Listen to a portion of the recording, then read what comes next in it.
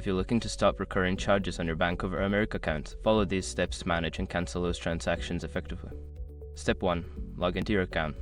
Visit the Bank of America website or open a mobile app. Enter your username and password to access your account.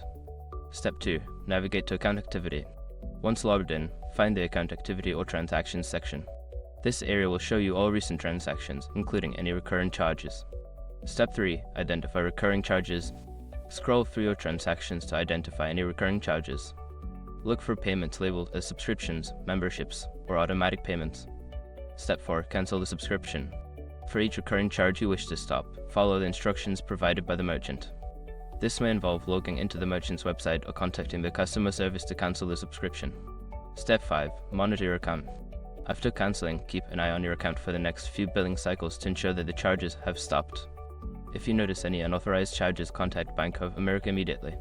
By following these steps, you can effectively manage and stop any unwanted recurring charges on your Bank of America account.